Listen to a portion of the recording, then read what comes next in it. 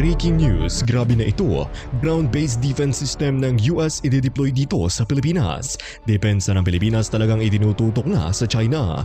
Ang buong detalye sa balitang yan tutukan. At bagong taktika ng China para sirain ang Pilipinas ating alamin. China milyon-milyon na umano ang ginagastos para pagwatak-watakin ang mga Pinoy. Ang buong detalye sa mga balitang yan dapat nyong alamin. Yan ang mga nagbabagang balitang hatid ko para sa inyo ngayong araw. Kaya kung handa ka na kaibigan, ba yung manap na ng pwesto at makinig ng mabuti upang walang mamiss na impormasyon. Magpapakalat na ng ground-based missile ang US sa Pilipinas para palakasin ang deterrence laban sa China.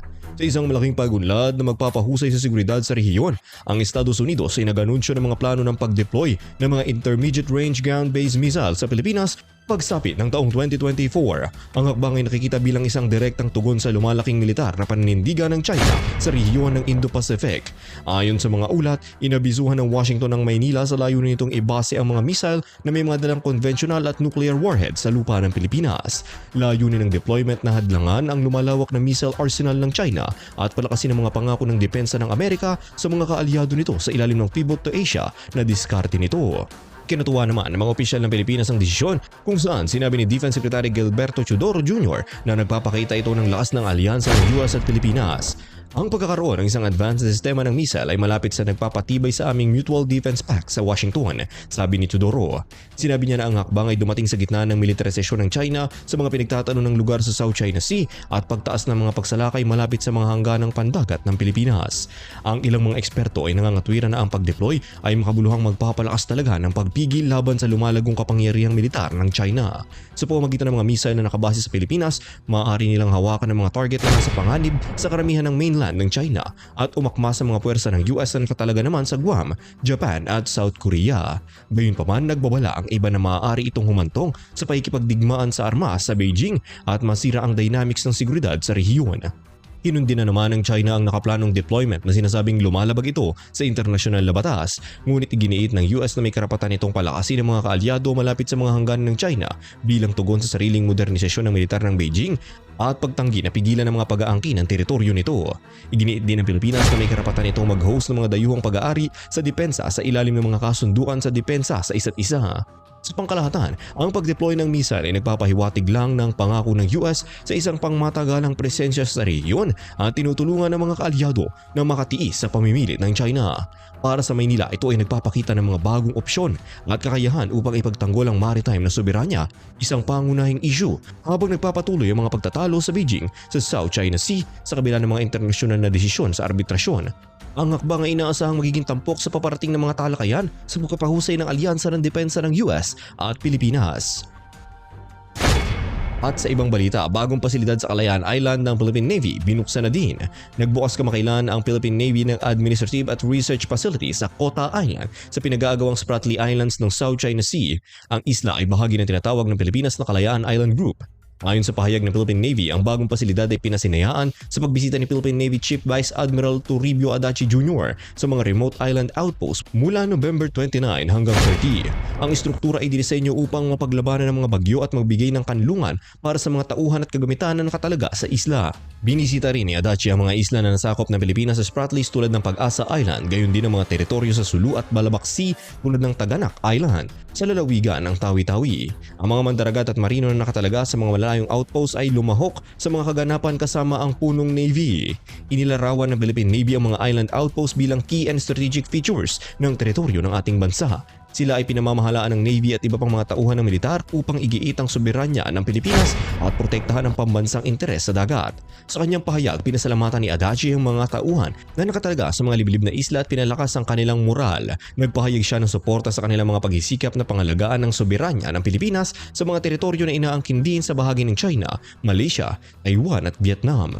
Ang pagbubukas ng bagong pasilidad ng Kota Island ay bahagi ng layunin ng militar ng Pilipinas na palakasin ang presensya nito sa Spratly Islands sa gitna ng malawak na pag-aangkin at pagtatayo pa ng mga artipisyal na isla ng China sa lugar. Maaari nito mapadali ang pinalawak na pananaliksik at mga patrol malapit sa mga pinagtatalo ng rehiyon. At para sa ibang mga balita, bagong taktika ng China para sirain ang Pilipinas Ating alamin, China milyon-milyon na umano ang ginagastos para pagwatak-watakin ng mga Pinoy. Dumadami na ang mga alalahanin sa mga eksperto sa pambansang seguridad na ang China ay tahimik na nagtatrabaho upang pahinain ang pagkakaisa sa Pilipinas at pahinain ang posisyon nito sa mga alitan sa West Philippine Sea. Bagamat limitado ang matibay na ebidensya, naniniwala ang mga analyst na nakikita ng Beijing ang pampolitika at panlipon ng divisyon bilang kapakit-kinabang ng mga ambisyon nito sa teritoryo. Ang ilan sa mga taktika na inaakalang ginagamit ng China ay kinabibilangan ng palihim na pagpopondo sa mga politiko at mga grupo ng lipunang sibil na kumukuha ng mas malambot na paninindigan sa mga isyong maritime. Milyong-milyong yuan ang pinaniniwala ang dadaloy sa mga kampanya at organisasyon ng advokasya na nagpo-promote ng kompromiso sa China at sa malawak nitong pag-aangkin sa teritoryo. Napansin din ng mga eksperto ang pagtaas ng divisive online influence operation sa mga social media platform na sikat sa Pilipinas. Ang mga operasyong ito ay madalas na gumagana upang palakasin ang isolationist, anti-American at pro-China na retorika. Sabay-sabay nilang tinatangka na bawasan ang kabigatan ng militarisasyon ng China sa mga pinagtatalo ng features at pagwawalang bahala sa internasyonal na batas. Ang layunin ay tila gawing normal ang pag-uugali at salaysay ng Beijing tungkol sa mga hindi pagkakaunawaan sa South China Sea. Bilang karagdagan, ang China ay inaakusahan ng paggamit ng mga front company at mga tagapamagitan upang suhulan ng mga lokal na opisyal at pinuno ng komunidad, partikular sa mga lugar sa baybayin na mahina sa panghimasok ng maritime militia ng China.